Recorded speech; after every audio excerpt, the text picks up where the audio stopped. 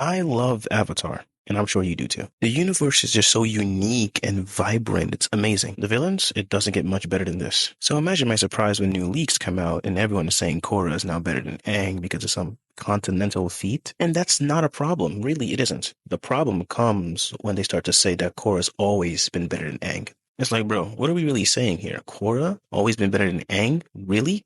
Korra? Korra? To add on to the disrespect, they're saying that Korra is better than every avatar that has ever came before her. You know, the same individual that has never won an actual 1v1. Like, she's never won a 1v1. And I know there's a lot of nuances there where she got poisoned or she wasn't ready or some other thing happened. We'll get into that, but first we need to address some things. These leaks are just rumors. They're not confirmed, nothing set in stone. The leaks are saying that the new avatar is a paraplegic that has a twin sister. Honestly, if it's true, lovely premise, I'd love to see it. They're also saying that Korra split the four nations into seven nations. That supposedly ended up killing her. If she did accomplish this feat, a couple of great earthbenders gonna have to take a backseat to that. I mean, it's really unfortunate, but Kyoshi, Toph, you're not topping that. Four nations into seven? Nah, that's not happening, bro. Now, her earthbending is strong, no doubt. It doesn't make her the strongest avatar, though. And it damn sure doesn't prove that she's always been the strongest avatar. To understand what I'm saying, one must simply glance at her catalog. We all know what the avatar state is. In case you didn't, it's a state that an avatar enters where they're able to access all their past lives, as well as all the power that they accumulated in those past lives. It's a pretty monstrous bag, isn't it? Yeah, Korra lost that. To a waterbender. Yeah, sure, he was amped up, became the Dark Avatar or whatever, but she had four elements, 10,000 years of experience, and encountered him in every single way. She had the avatar state, and she still got bodied, and then let Rafa get water ripped to death. So already she's one of the weakest avatars ever. She lost 10,000 years of experience, and quite frankly, she's not really that good of a fighter to begin with. My proof? After she lost all 10,000 years of experience as well as Rava, she got amped up by the harmonic convergence. You know, the event that's strong enough to create the avatar? It turned her into a big blue giant, and at first she was putting her hands on Unavatu. At first. And then I guess that she remembered who she was, because after that, she was getting bodied. It was horrible. It was bad. He had her looking sorry, dead in the water. Oh my God, it was horrible. Had me thinking this couldn't be my avatar. Couldn't be.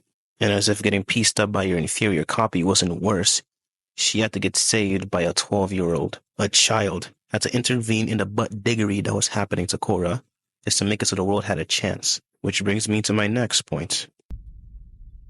She's never won a 1v1. An ISO is the worst thing to ever happen to this woman. She can't even guarantee a victory in her avatar state. I mean, whenever Aang entered the avatar state, it was free eats. It was over. There was no rebuttal. There was no defense. It was done. Whenever Korra enters the avatar state, it's like, you know what? I may have a shot here. And realistically, they did. In the avatar state, she lost to Kuvira. She lost to a random spirit. She lost to Unalaq. She lost to Zahir. I mean, she couldn't even get the avatar state without Aang. And in a rare occasion that she gets a 2v1, she loses those too. Yeah, Amo not only beat her and the boyfriend that she stole from someone else in one fell swoop, he also took her bending in that very same fell swoop. I mean, her record is so terrible it might be comparable to Mark Grayson. Nah, never mind. And the 1v1s wouldn't be a problem if she didn't have such an overwhelming advantage in all of them. The advantage being the best defense mechanism to ever grace that planet's surface. With Unalaq, she had the very clear advantage of four elements, which countered his one element. She had the advantage of 10,000 years of experience. She had the advantage of the avatar state. She shouldn't have lost that battle at all. With Zahir, she was poisoned, but we really didn't see the effects until like the final act of that fight. Not to mention that she was in the avatar state the entire time. She was amped, and she still couldn't catch him or land a single clean hit. He, on the other hand, was piecing her up with air that he just learned a week ago. Right, okay. She got taught by the best masters, and she was secluded from the world where she had experience, she had mastery, she had practice, and she still lost to a weak old airbender. Aang was running away from an entire nation when he had to fight arguably one of the most strongest benders in the entire verse. Not to mention that he was 13. She also regularly loses to some random fodder. I mean, have you ever seen Aang get chi blocked? I'm willing to let the bloodbending debacle slide, but it really wouldn't be an issue if she actually learned the Avatar state, like a good Avatar. And I've seen people try to include that fight where she just happened to miraculously discover airbending and beat Amon as like a 1v1. It's really not. I mean, not only did he take lightning from Mako at point blank range, but he's been fighting a 2v1 battle the entire time. And if I were to let go of all of those 1v1s, there's still one that I just can't. And that is her 1v1 with Kuvira. You had a whole awakening arc where you met the strongest earthbender to ever live, where you learned how to purge yourself of metal poison, and in the heat of the moment, you still took an L to a slightly better than decent earthbender. This should have been an easy PR boost. Without the Avatar state, you should have boxed her up. You should have beaten her pretty easily. But not only were you delectable eats to this woman, she did not struggle whatsoever with you, the Avatar. She didn't struggle at all. She made you look ordinary. You gave her enough time to disrespect you, talk crazy, and do the Ali shuffle in your face. And as if it wasn't pathetic enough that you needed the Avatar state to secure that win, you couldn't even secure that win with the Avatar state. Your friends literally had to save you. Speaking of your friends, my next point. Your team is kind of buns. Not because they aren't strong or talented benders. It's because of you, the Avatar. You barged into an already established friend group and you kissed the brother of the dude that you were dating, knowing that he was dating someone else. And to continue your homie hopping ways, you eventually date bro's girlfriend. You single-handedly created such a toxic environment amongst your friends, and you wonder why they're so absolute buns at times. It's no wonder, it's because of you. Speaking of because of you, my next point. You cause most of the issues you get into. Your impatience with fighting Amon lets you getting your bending taken away. Your refusal to listen to your advisors when it came to the spirit portals allowed Unalaq to manipulate you, allowing that entire event to come to pass. Keeping the spirit portals open allows Ahir to become an airbender, which allowed him to kill the Earth Queen. After the Earth Queen dies, Kuvira comes to power. Yeah, you caused literally everything that happened to you. It was your fault. We're gonna move on.